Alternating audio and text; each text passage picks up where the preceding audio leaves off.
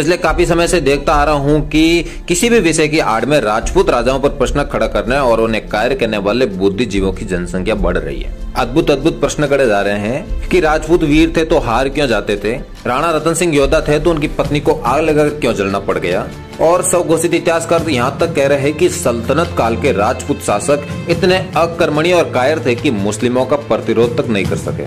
सोचता हूँ कि क्या ये देश सचमुच इतना कर्तव्य है कि राजपूतों को कायर कह दे।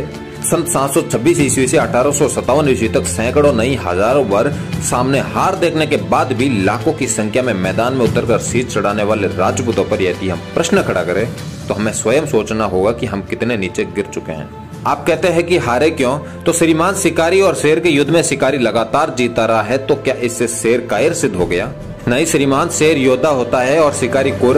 राजपूत योद्धा थे और अरबी आक्रमणकारी कुर पशु। राजपूतों के अंदर मनुष्यता थी, तुर्कों के अंदर रक्त पीने की हवस।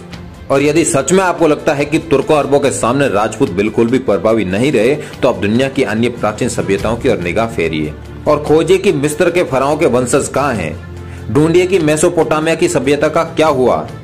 पता लगाइए कि ईरान के सूर्य पूजक आर्य अब क्या कर रहे हैं। श्रीमान, इस्लाम का झंडा लेकर अरब और तुर्क जहां भी गए वहां की सभ्यता को चबा गए।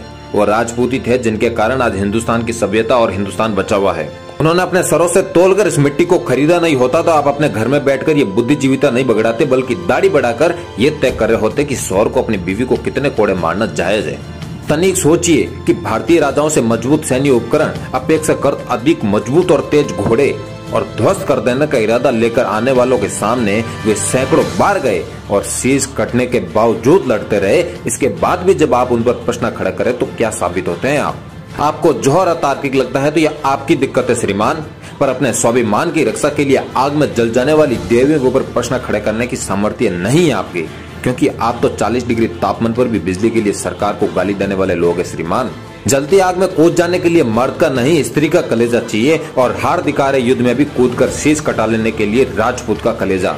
दूसरों की छोड़िए, जिन चंद राजपूतों को आप मुगलों की समर्थन करने के कारण गाली देते और गद्दार कहते हैं, एक बार उनका इतिहास पढ़ लीजिए। उनके पुरखों ने भी 20 बार इस राष्ट्र के लिए सर कटाया था। आज भी किसी राजपूत लड़के के खानदान का पता कीजिए, मात्र 3 से 4 पीढ़ी पहले उसके घर में कोई न कोई बलिदानी मिल जाएगा। घर में बैठे बैठे किसी पर भी उंगली उठाई जा सकती है श्रीमान, पर राजपूत होना इस दुनिया का सबसे कठिन काम है।